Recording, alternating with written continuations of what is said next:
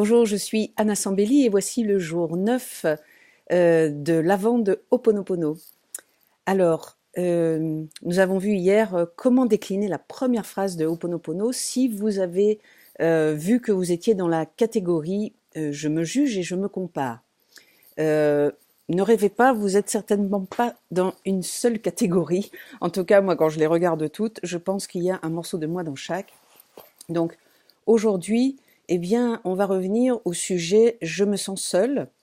Alors, vous pouvez y croire vraiment aujourd'hui parce que malheureusement la réalité rejoint la fiction, c'est-à-dire que vous avez vraiment des sentiments de solitude parce qu'il n'y a pas grand monde dans votre vie, vous n'avez pas de compagne ou pas de compagnon, vos enfants sont loin, euh, et vous avez voilà, vous avez je sais pas l'âge de la retraite et du coup bah c'est peut-être aussi moins facile de se faire des amis parce que c'est pas au boulot qu'on va les rencontrer. Et puis, on a peut-être moins de vie sociale, mais n'empêche que même si vous le vivez aujourd'hui, Ho'oponopono va nettoyer la solitude qui est la mémoire dans laquelle vous baignez depuis beaucoup plus longtemps que ce que vous imaginez. Si vous avez aussi ce sentiment de solitude parce que il y a des gens dans votre maison, où il y a une personne, mais que vous n'arrivez pas à être proche, à la contacter, vous rêveriez de vrais échanges, de vraies paroles et de vraies communications, mais ce n'est pas ce que vous avez attiré dans votre vie parce que il y a pour le moment une mémoire à la solitude qui n'est pas encore nettoyée.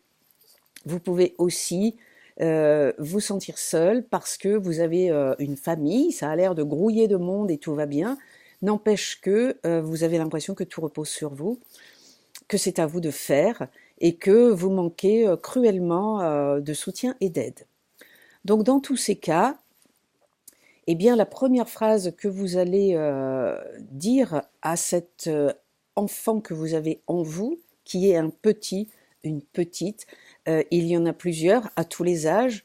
En tout cas, on va dire que la solitude, on peut la situer peut-être vers 4-5 ans. Au moment où à l'école, on s'aperçoit en fait que il y a une maîtresse à qui on peut vraiment parler, qu'il y a des copains, des copines dans la cour de récréation qui racontent un peu comment ça se vit chez eux. Et puis, et on fête les anniversaires et on se dit, mon Dieu, comme j'aimerais avoir les parents de cette copine. Donc, vous voyez, la solitude peut vraiment avoir commencé très tôt. Et quand vous parlez à cette petite, vous lui dites, je suis désolée, je n'avais pas vu que tu portais une mémoire de solitude.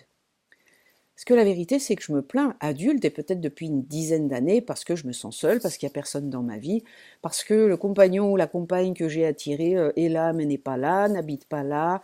Euh, je peux avoir fait un arrangement en disant on se voit de temps en temps, mais en fait ce que j'ai besoin c'est de communiquer au quotidien quelque chose de ma vérité. Donc voilà, commencez par cette phrase auprès de la petite et du petit, je suis désolée, je n'avais pas vu que tu portais une mémoire de solitude. Parce que sous-entendu, une mémoire de solitude, ça veut dire que c'est quasiment comme ça depuis le début de ma vie, mais je m'en étais pas aperçue. Heureusement que je le vis aujourd'hui, parce que maintenant je sais que j'ai une mémoire de solitude à nettoyer. Voilà pour aujourd'hui, vous pouvez vous abonner à ma chaîne YouTube et je vous retrouve demain pour la suite.